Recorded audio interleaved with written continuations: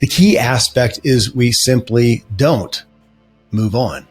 We don't just get over it. That's a perspective that's guaranteed to keep us stuck and handicapped. What happened is a part of us now. Whatever happened, it exists. It's part of you forever. You're forever different, as Lee says, forever grieving to a degree, but we can still move forward to beautiful places. We can if we deal with it healthfully. Welcome to Self-Helpful. I'm your guide, Kevin Miller, and I curate the sea of new personal development messages to bring the most influential leaders onto this show. Join me as I question my guests to better understand their counsel so we can all integrate the wisdom into our lives, because we all want to elevate our own experience and improve the way we show up for others. The Self-Helpful Podcast is presented by Ziglar, your premier source for equipping coaches. Visit Ziglar.com.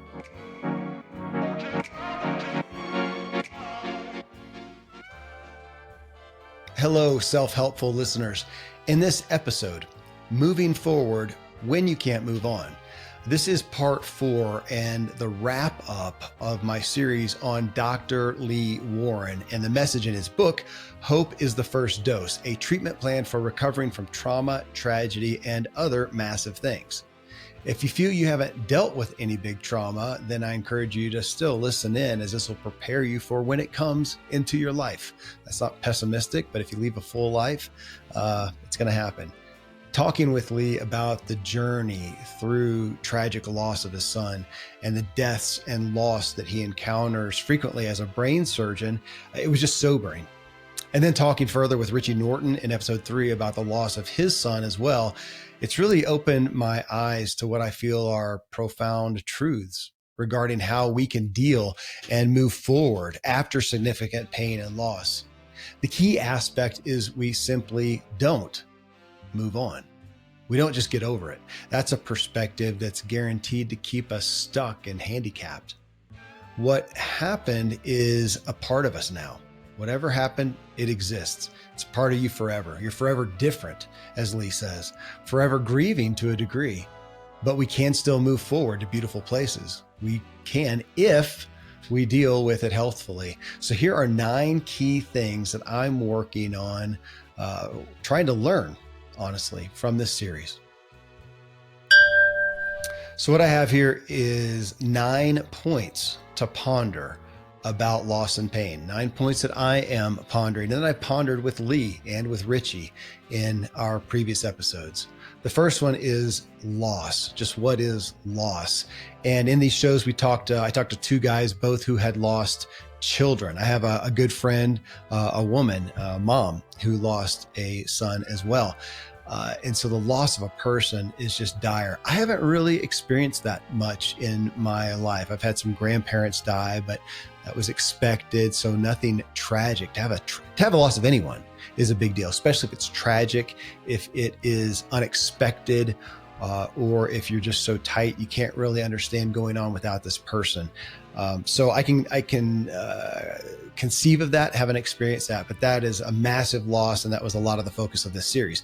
Now, we did also talk about the loss of a dream or a hope, and how that can be just as bad, maybe even worse for some people. To really lose the hope of something can be amazingly tragic. That may be you. You can have the loss of a memory, loss of the past, even loss of things that don't exist anymore and are not going to be, they're gone. And then the loss of yourself, the loss of who maybe you were, maybe a loss of who you wanted to be, even if you don't despise or regret who you are now. I can't say this is true for me, but I guess there's some loss of, I used to be a pro athlete, and sometimes I can watch stuff and long for that again. And I'm not going to be a pro athlete at 52.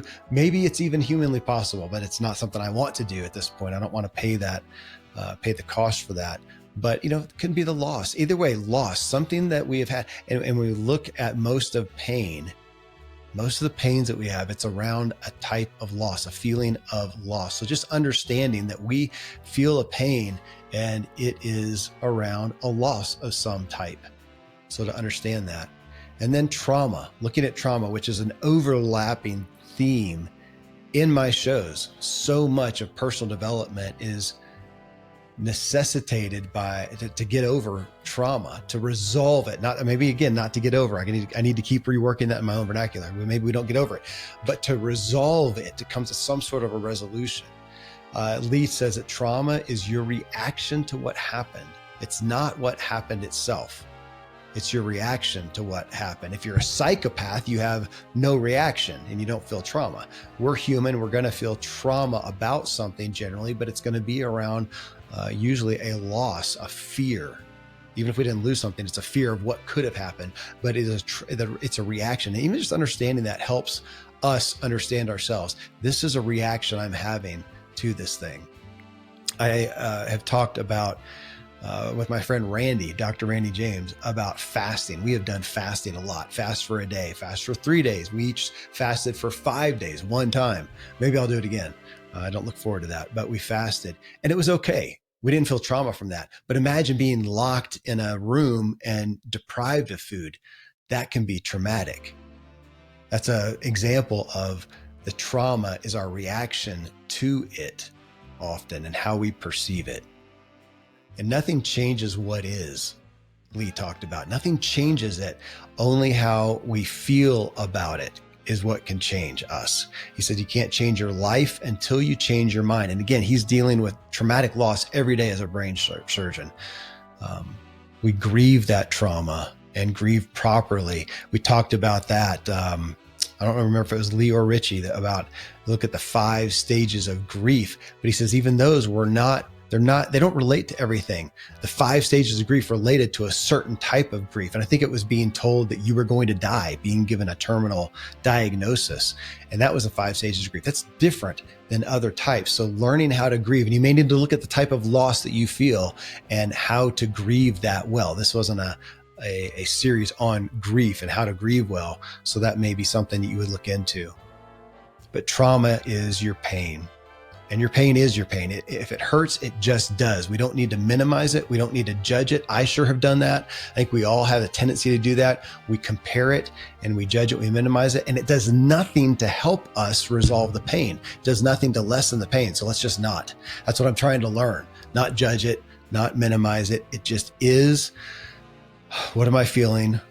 Why? What's the meaning I'm attaching to that, which we'll talk about in a second. And then Lee said, trauma does not define us. It's our choices that do. Our choices as a result of that trauma. And we've all seen that. We've either experienced it, we've seen it with other people. Trauma happened and somebody made choices based on feelings and beliefs that hurt them or helped them, that hurt others or helped others.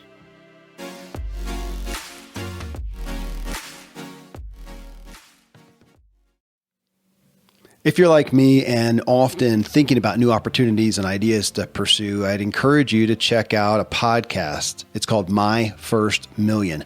The hosts, Sam Parr and Sean Puri, have each built and sold 8-figure businesses to Amazon and HubSpot. But what I appreciate is their out-of-the-box brainstorming about business ideas, big and small. So whether you're thinking about a side gig or a full-on massive endeavor, you'll benefit from thinking through different perspectives with them. The episodes are great exercises, not just in what they're thinking, but in how to think as an entrepreneur.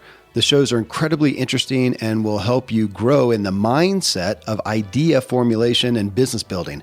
They also bring on guests. Some that are notable to me are Andrew Huberman, Ryan Holiday, and even Mr. Beast. These guests come on to brainstorm business ideas with Sam and Sean. A recent show featured a discussion on MMA legend Conor McGregor's new documentary, and they gave really good insight into his mindset, commitment, and drive, which is so much the focus of my new book, What Drives You. So I really enjoyed it. Search for My First Million in your favorite podcast app, like the one you're using right now. The My First Million podcast. How does AI even work? Where does creativity come from? What's the secret to living longer? TED Radio Hour explores the biggest questions with some of the world's greatest thinkers. They will surprise, challenge, and even change you. Listen to NPR's TED Radio Hour wherever you get your podcasts. Learning English is hard. That's why I make Easy Stories in English, where you can have fun while you learn. You can listen to stories full of action, romance, and mystery. Each episode, I tell stories for beginner, intermediate, and advanced learners, and there's a story for every mood. Whether you want something to wake you up or relax before going to bed, Easy Stories in English is the podcast for you.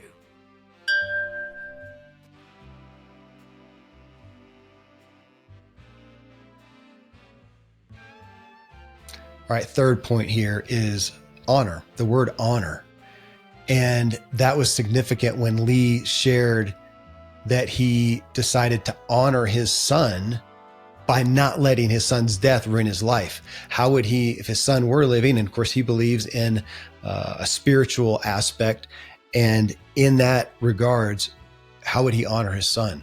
By being devastated and decimated and destroyed by his death, and from then on just being the man who lost a son and never got past that? Or could he honor his son by living? I'm going to keep repeating this, not getting over it, not leaving it behind, but by living, but by going forward and honoring the trauma. This is what Richie Norton talked about, honoring the trauma and the pain, giving honor to that, that feeling. It's not to the event, especially if it was, and let's talk about that, honoring yourself, especially when you're victimized. To think about being victimized in the worst way, especially like an abuse and a violation by someone, but to honor yourself when you're that victim, to not let that person ruin you. You are choosing to, I'm going to honor myself by being able to reconcile, resolve to some degree, and move forward, not move past, but again, move forward. And that's our fourth point here, is looking at you're never going to get over it. That was such a big point of this. You're never going to get over it.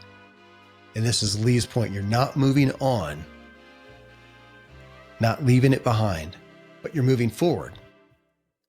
And Richie talked about, and that thing that happened, that loss, that pain, and he looks at it, the loss of his son, as something that he carries on his back. And now that's going to sound bad, but he says he feels like he carries it. He's never going to leave it. It's always going to be there. And he feels like it stacks on. Now, we did talk about carrying that and going forward. And what does that look like and feel like? Are you carrying that forward as a burden that weighs you down? Or are you carrying it as a joy, or a benefit to some degree, a light in some degree? We brought up, it's a scripture, I believe it's Matthew 28 in the Bible. It doesn't matter what you believe, if you're a faith-based person, biblical-based person, but in it, Jesus talks about taking on his yoke, Y-O-K-E. He says, come to me, all you who labor and are heavy laden, and I will give you rest. Take my yoke, Y-O-K-E, upon you and learn from me, for I am gentle and lowly in heart, and you will find rest for your souls. For my yoke is easy and my burden is light. My yoke is easy and my burden is light, which he's talking about the yoke, Y-O-K-E. It's a wooden cross piece that's fastened over the necks, usually back then of a couple big like cattle, and it attaches them to a plow. So he's saying my yoke. What's interesting to me is he's saying there's still a yoke. He's not saying, hey, come on and you'll never have to plow, you'll never have to pull, there will never be a weight or a burden to bear. He said, no, there still will be. It's life. It's life. And I'm not going to go into the life is hard and life is unfair. I don't necessarily believe that. But man, life, especially a well-lived life, is challenging. It's challenging. I have 9 kids. Man, that is challenging. I'm not looking at it as a burden, but man, that takes some work. So I'm still going to have a yoke. But if it's all on me, and if I'm carrying it like a burden, that's a heavy yoke. I want a light yoke. I want one I can smile with still, have joy with. And we talked about, especially with Richie, do we look at that as, okay, I'm carrying this now. Do I become stronger? I would think so. It's an opportunity to become burdened by it, overwhelmed and handicapped because it's so weighty on us, or to carry it. And now I have more strength, and I have more strength than other people who have not experienced this. Doesn't make you better. They've got strengths in other areas that you don't have, that I don't have. But we're stronger. And I would think wiser, that we can be stronger and wiser. Just because you had something hard happen to you does not make you stronger and wiser. It can make you. And that is where you have the responsibility. Richie called it a humble power, Oh, that was powerful. A humble power. All right, number 5 then is reconciling. That was a big issue to me, that we tend to want to reconcile. We want to make sense of it. Why did it happen? Why did it happen to us? Why did it happen to that person? We want to find some purpose and some meaning because we're trying to make it hurt less. And Richie even talked about, he at some point after a series of tragedies said, does God hate me? And this is a guy who believes staunchly in God. And he felt like, does God hate me? I love the humility of that admission. And yet the issue that concerns me here, that I care about this issue, is, does the reconciliation really help? We see movies, where somebody's going to go to the end of the earth to get revenge or to get justice or to figure it out because they're trying to make it not hurt so bad. And what Lee Warren says, 10 years after the tragic death of his son, and if you don't remember, if you didn't hear it, his son was found at 19 years old, found in a house, stab wounds to the neck, dead. His best friend found there also with 1 stab wound. Police came in and said, well, we're going to assume that Mitch, Lee's son, killed the other guy with 1 stab wound and then killed himself.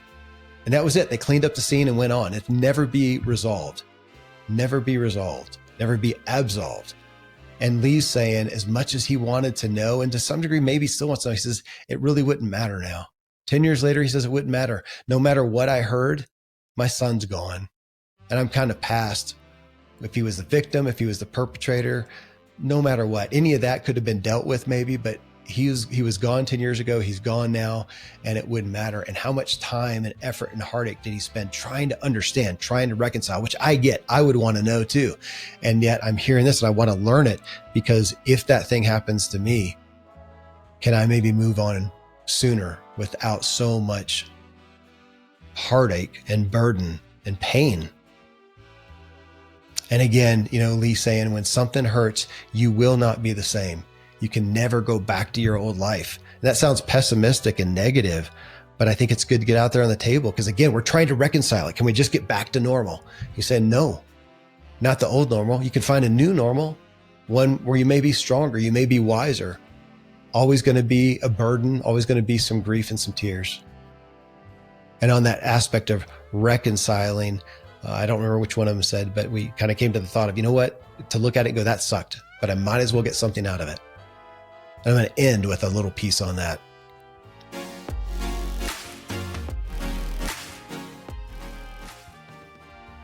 Life is hard. There are so many difficult choices in our day-to-day, but which podcast to queue up next is no longer one of them. That's why I have been enjoying the Unholy Union podcast. Unholy Union is a podcast hosted by Russ and Linz to bring a married couple's opinion on the world's happenings. They explore news and headlines with a viewpoint from their own mental health journey, parenthood, and married life.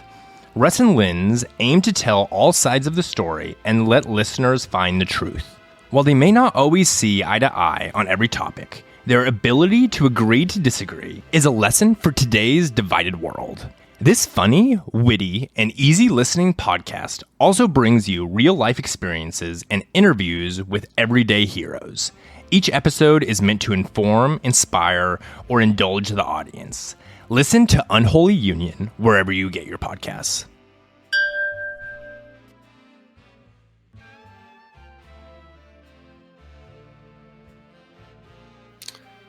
Six, justifying. We want to justify it. I think it was Richie who said the best revenge is not getting back, but just becoming better. Not trying to justify it. And one of them said that we lie to ourselves when we try to justify it. We try to make sense in it. We try to, to reconcile it. In a faith-based community, sometimes you'll say, well, God had a purpose. That's what I grew up with. God had a purpose. God has all things in control. God has a plan for this. That's a faith. That's a faith that I don't share always. Can God redeem it?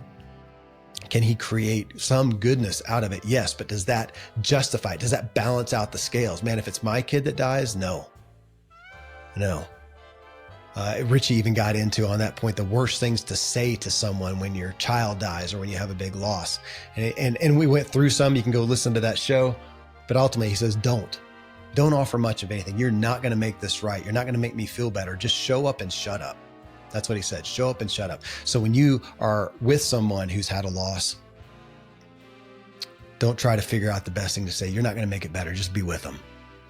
And I have experienced some loss, and I can testify to that. I had a son in the hospital. I shared that in one of the episodes, that we thought was going to die or have some significant handicaps. And the things that people said often did not help. And it's made it hard for me when I have somebody who has something similar happen. I don't know what to say. I've always wondered, what can I say to help? And Richie's saying, just don't. You're helped by being there, by being aware, by walking with me. I had Whitney Goodman on the show. Her book is Toxic Positivity, and how we so often, somebody has a pain and we just try to make it better. Oh, it could have been worse. Or we try to find some little justification. Don't. That's not a positivity that they need. They just need you to be there with them. Show up and shut up.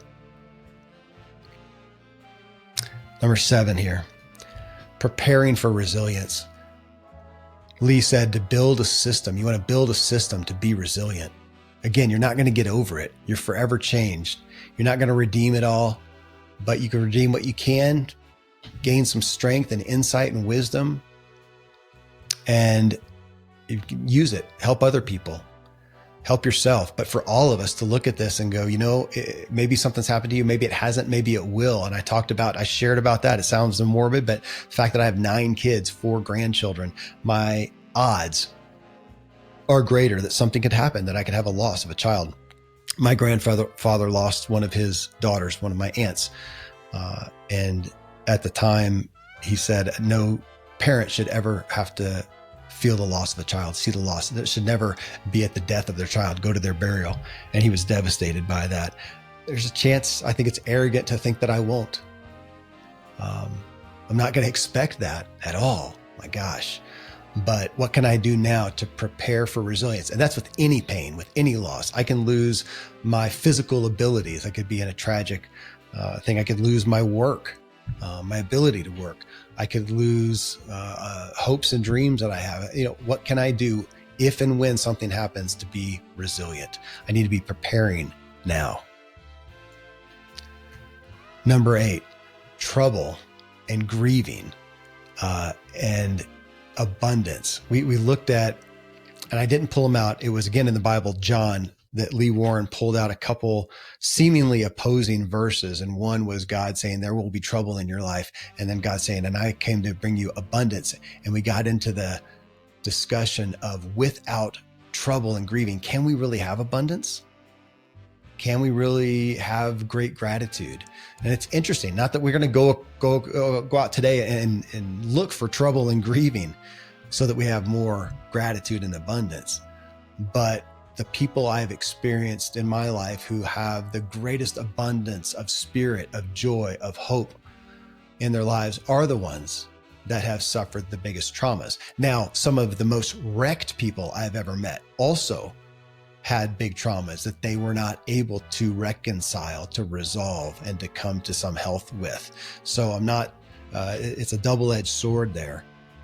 But if you can look at what has happened to you and say, man, that can give me reason to have greater abundance, greater joy, greater hope, greater faith.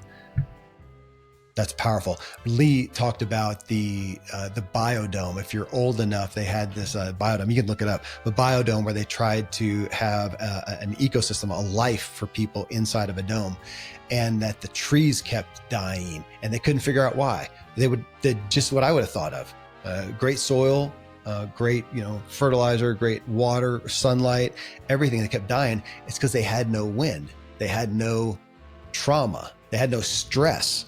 Which is just like if you've ever had a broken arm or a broken leg and you get a cast on that. I've had that a couple of times, and man, in just a matter of weeks, you're so atrophied. The muscle's gone, and we need that. We need that stress. Now, again, we're not going to go out and look for tragedy and triumph, or tragedy and trauma, but if that happens, it has the opportunity to give us strength. And there's a bigger topic on stress in general. We all need an amount of stress to remain strong. Otherwise, we do atrophy. And then last, number 9, and I mentioned this before, but such a big thing that came out of this. We assign meaning This is what Richie brought to us. We can assign meaning to something. Back to that justification. Why did this happen? Why did it happen to me? And we're trying to figure it out. And he said, instead of trying to find the meaning, assign a meaning to it. You decide the story. You decide the redemption. I'm saying you folks, and it's me too. And I have things in my life I can do this with now. That's why I said I'm learning this. I want to learn this. I don't want this just to be knowledge and I go on to the next series. I want this to be something that I learn and it's implanted in my life so I can deal well with this stuff, so that we can assign meaning instead of trying to find it. So when you find yourself trying to seek out meaning, try assigning meaning to it. And I'm going to end with Richie's statement of asking, who am I going to be because of this thing that happened to me? Who am I going to be because of this thing that happened to me? And Dr. Lee Warren, the author that is our muse here, and he said, I did not want to be forever that guy whose son died. That guy whose son tragically died, and that's what I'm known by. That's not a service to, he at least said it's not a service to myself, to my family, to my dead son, to my God, to myself. It's not serving any of us. So who am I going to be because of this thing that happened to me? And now he says, I'm somebody who overcame to a point, who is moving forward, not moving on, not leaving behind, not getting over, but is moving forward and having abundance. Back to that. So a powerful message. I really encourage you, at risk of saying, share my show, but this topic, if not sharing this show in this series with somebody who's dealt with trauma or who is likely to, which is everybody, to share Lee's book again with them. Well, friends, I hope this series serves to help you deal with pain and equip you when it comes your way. Huge thanks to Dr. Lee Warren for his second time here on the show and his insight and heart and bringing this message to us from his new book, Hope is the First Dose, a treatment plan for recovering from trauma, tragedy, and other massive things. Again, you can find the book anywhere, and you can find him at wleewarrenmd.com, wleewarrenmd.com. And thanks to Richie Norton for joining me to discuss this. Second time co-hosting with me after I've had him twice on the show for his books as well. But thank him for his wisdom, his vulnerability, and sharing his story and his perspective. You can find him at Richie, RICHIE, Norton.com. And here's to all of you who have experienced pain and loss in your life, tragedy and trauma. And to all of you who surely will, if you're going to live a full life. Let us deal with it well.